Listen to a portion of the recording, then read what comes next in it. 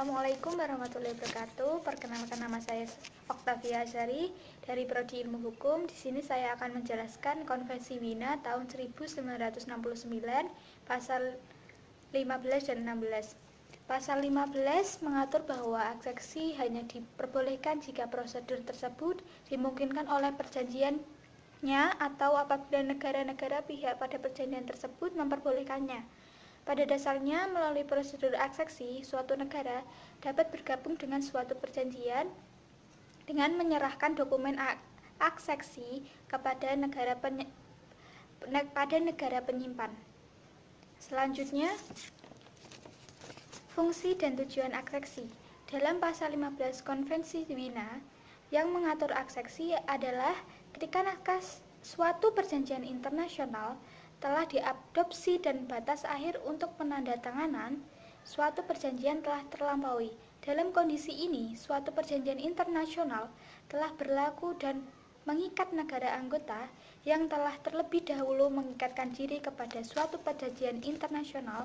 Kemudian baru ada negara yang ingin menjadi pihak dalam perjanjian tidak dapat melalui prosedur ratifikasi, melainkan harus melalui prosedur akseksi. Pasal 15 menentukan bahwa pengikutsertaan hanya dapat terjadi bila mana negara-negara perundingan telah sepakat untuk menerima suatu pengikutsertaan. Selanjutnya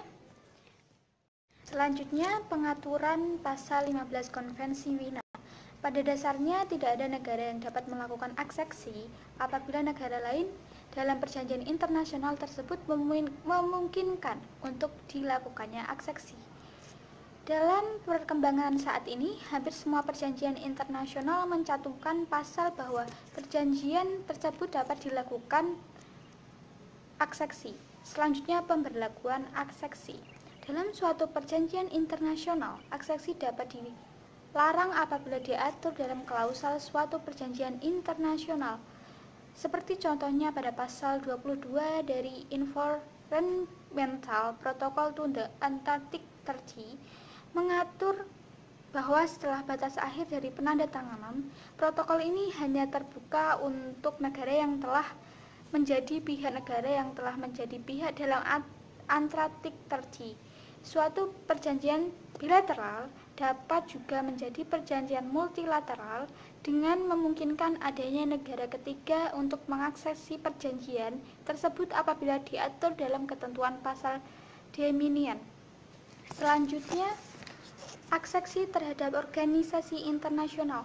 Aksesi terhadap organisasi internasional tersebut sedikit berbeda dari Konvensi Wina pasal 15 yang seperti biasanya, karena dalam praktiknya banyak organisasi internasional diperbolehkan melakukan akseksi hanya dengan mendeposit instrumen akseksi kepada organisasi internasional yang menjadi pihak dalam perjanjian internasional.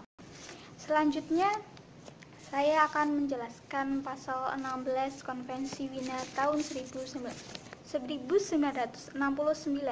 Dalam pasal 16, penunjukan keterikatan terhadap ketentuan perjanjian dapat dilakukan melalui penandatanganan pertukaran instrumen perjanjian ratifikasi penerimaan, serta dalam hal tersebut pasal 16 mengaturnya. Selanjutnya, akseksi